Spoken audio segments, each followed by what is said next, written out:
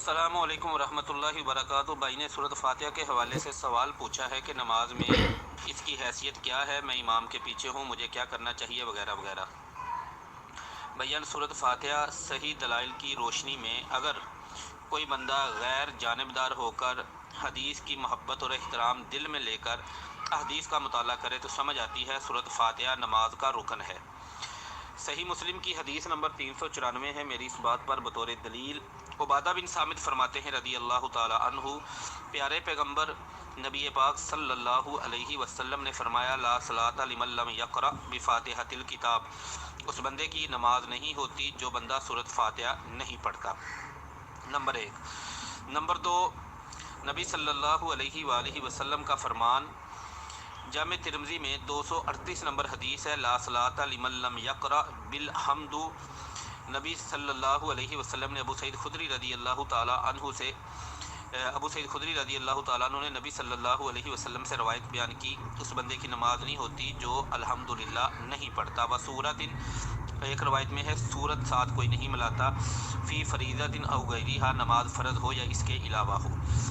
سنن ابی داود میں 820 نمبر حدیث ہے، ابو ہریرہ رضی اللہ تعالی عنہ فرماتے ہیں، مجھے حکم دیا نبی صلی اللہ علیہ وسلم نے ان انادیا، میں اعلان کروں لوگوں کے اندر کہ لا صلاۃ الا بقراءۃ فاتحۃ الکتاب، سورۃ فاتحہ کے بغیر نماز نہیں ہوتی، یہ میں اعلان کروں۔ سنن ابی داود میں صحیح ابن خزیمہ میں 490 نمبر حدیث ہے، وہاں پہ لفظ ہیں رسول کریم صلی اللہ علیہ وسلم کا فرمان ذیشان ہے، لا تجزی صلاۃ لا یقرأ الرجل فیہا بفاتحۃ الکتاب، اس بندے کی نماز کفایت نہیں کرتی جو بندہ سورۃ فاتحہ نہیں پڑھتا۔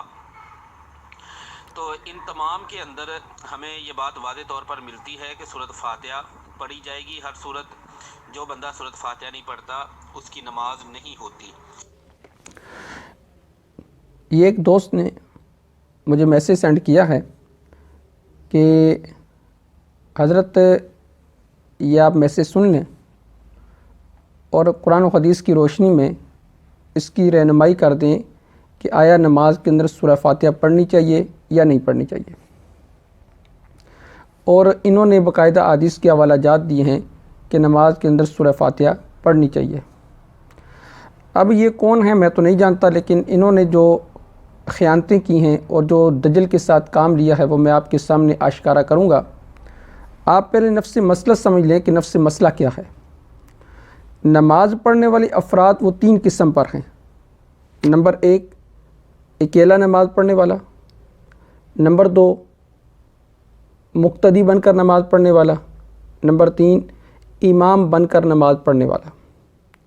اب ان میں سے اختلاف کس میں ہے؟ دیکھیں، اکیلا آدمی اگر نماز پڑھ رہا ہے تو وہ نماز کے اندر سورہ فاتحہ نہیں پڑھے گا تو اس کی نماز نہیں ہوگی، اس میں کسی قسم کا کوئی اختلاف نہیں ہے۔ اگر امام نماز پڑھا رہا ہے اور وہ نماز میں سورہ فاتحہ نہیں پڑھے گا تو اس میں کوئی اختلاف نہیں، سب کے نزدیک اس کی نماز نہیں ہوگی۔ مقتدی امام کے پیچھے یعنی نماز پڑھ رہا ہے تو وہ مقتدی اپنی نماز میں سورہ فاتحہ پڑھے گا یا نہیں پڑھے گا، اس میں اختلاف ہے۔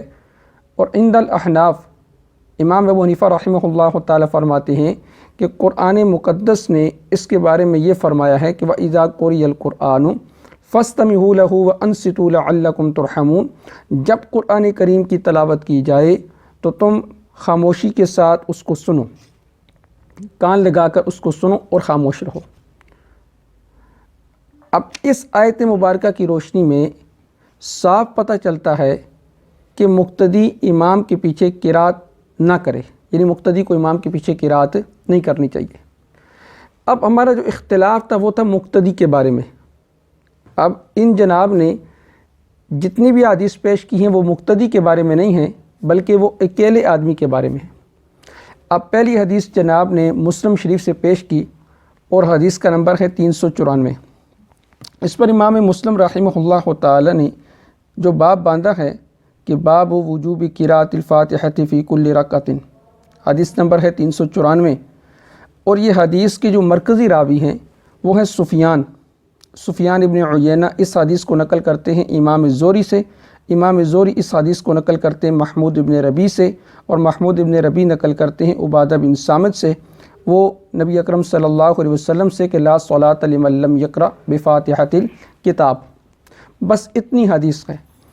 میں اس حدیث کو بیان کرنے کے بعد اکثر ایک سوال کیا کرتا ہوں، یہ موبائل ہے، جس شخص نے یہ موبائل بنایا ہے وہ اس کے بارے میں زیادہ جانتا ہے یا ہم زیادہ جانتے ہیں؟ ظاہر بات ہے کہ جس نے بنایا ہے وہ زیادہ جانتا ہے۔ پھر جو شخص کتاب لکھتا ہے وہ اپنی کتاب کے بارے میں زیادہ بہتر سمجھتا ہے یا ہم؟ جو بندہ کتاب لکھتا ہے وہ بہتر سمجھتا ہے۔ اسی طرح ایک راوی خود حدیث لے کر آ رہے ہیں، سفیان ابن عیینہ۔ پہلی بات تو یہ کہ سفیان عن کے ساتھ نقل کرتے ہیں، سفیان بھی مدلس، اور امام زہری رحمہ اللہ تعالی وہ بھی عن کے ساتھ نقل کرتے ہیں، وہ بھی مدلس۔ آپ طبقات المدلسین اٹھا کر دیکھ لیں، دونوں کے بارے میں لکھا ہے کہ وہ مدلس ہیں۔ اب ایک سوال ہے، جب ترک رفع الیدین کی حدیث پیش کی جاتی ہے کہ الا اصلی بکم صلاۃ رسول اللہ صلی اللہ علیہ وسلم فصلی ولم یرفع یدہ الا فی اول مرہ، عبداللہ ابن مسعود رضی اللہ تعالیٰ عنہ کی، تو وہاں کہا جاتا ہے کہ سفیان یہ مدلس ہیں اور یہ حدیث ضعیف ہے سفیان کی تدریس کی وجہ سے۔ اب سوال یہ ہے کہ اس حدیث کے اندر تو سفیان بھی مدلس ہیں اور امام زہری رحمہ اللہ تعالی وہ بھی مدلس ہیں۔ اب ایک مدلس آ جائے تو وہ حدیث ضعیف ہوتی ہے، اور اگر دو مدلس آ جائیں تو وہ حدیث بطریق اولا ضعیف ہونی چاہیے۔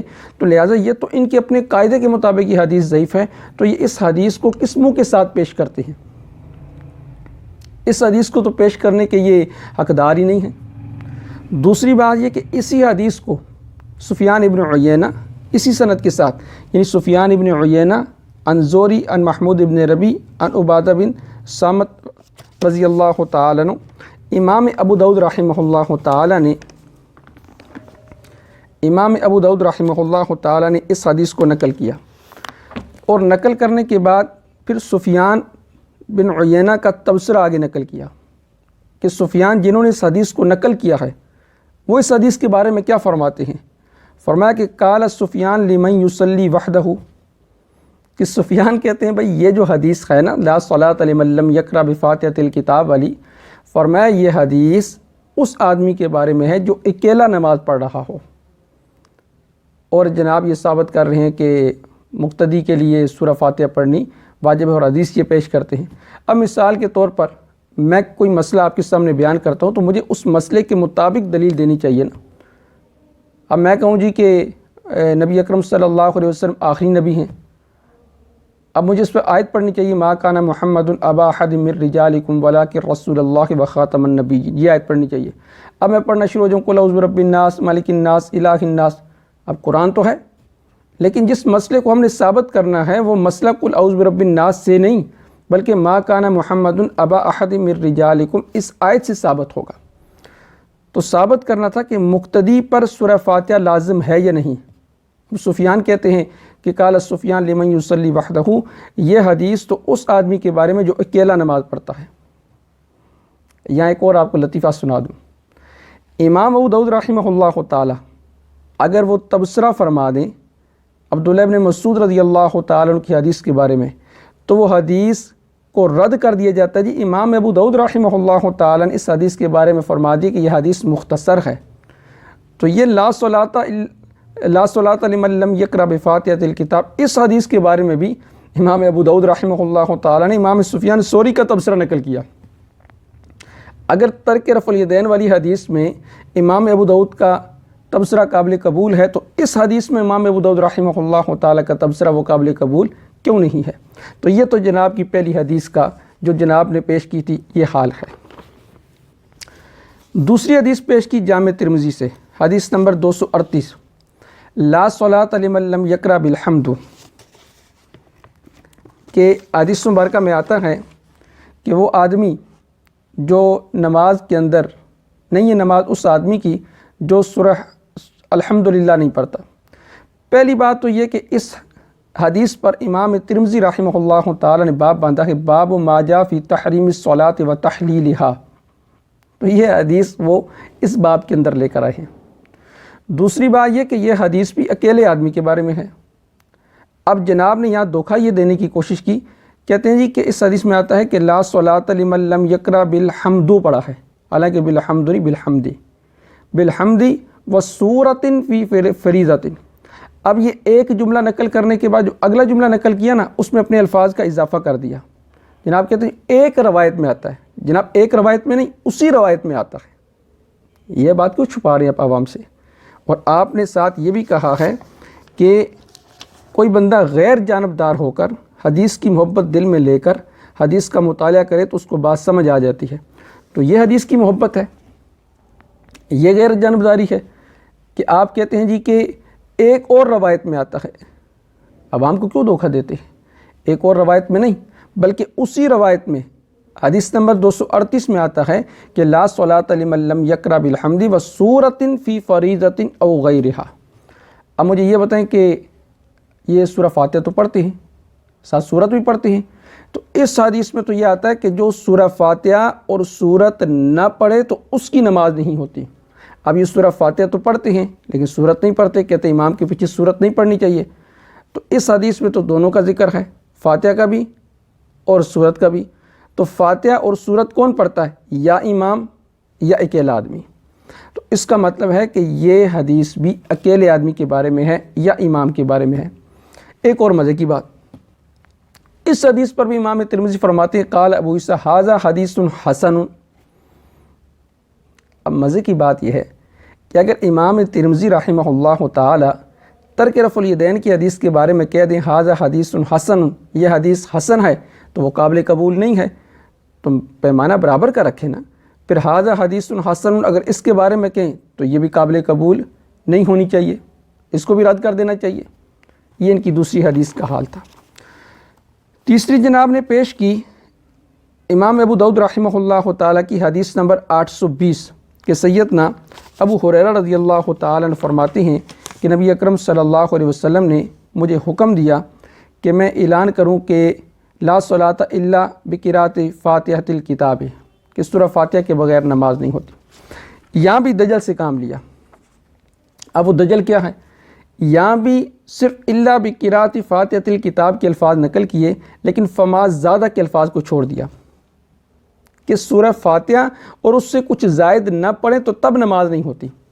بھائی زائد تو آپ بھی نہیں پڑھتے، آپ بھی کہتے صرف سورہ فاتحہ پڑھنی چاہیے اور زائد یعنی سورت وغیرہ وہ نہیں پڑھنی چاہیے۔ تو زائد اور سورہ فاتحہ یعنی سورہ فاتحہ اور سورت جب تک دونوں نہیں پڑھیں گے تو نماز نہیں ہوگی۔ اچھا یہ کون پڑھتا ہے؟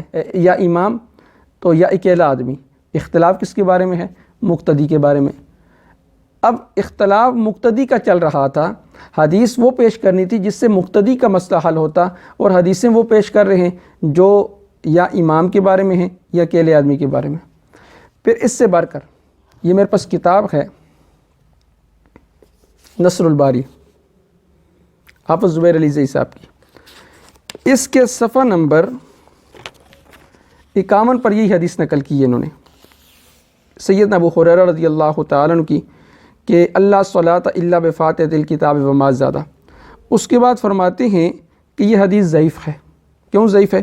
کہتے ہیں کہ اس کے اندر ایک راوی ہے جعفر بن میمون، جمہور محدثین کے نزدیک وہ حدیث ضعیف ہے۔ جناب اب یہ کہاں کی مانداری ہے؟ آپ نے کہا تھا کہ اگر کوئی بندہ غیر جانبدار ہو کر حدیث کی محبت دل میں لے کر حدیث کا مطالعہ کرے، یہ تو اپنے مسئلے کو ثابت کرنے کے لیے آپ ضعیف حدیث کا سہارا لے کر لوگوں کو دھوکہ دے رہے ہیں، اور حدیث بھی وہ پیش کر رہے ہیں کہ جو اکیلے آدمی کے بارے میں ہے یا امام کے بارے میں ہے۔ چوتھی حدیث جناب نے پیش کی صحیح ابن خزیمہ سے، حدیث نمبر ہے 490۔ یہ میرے پاس صحیح ابن خزیمہ کا نسخہ موجود ہے۔ یہ اس میں جو 490 نمبر حدیث ہے وہ ہے سیدنا ابو ہریرہ رضی اللہ تعالیٰ عنہ کی، اور یہ حدیث بھی اکیلے آدمی کے بارے میں ہے۔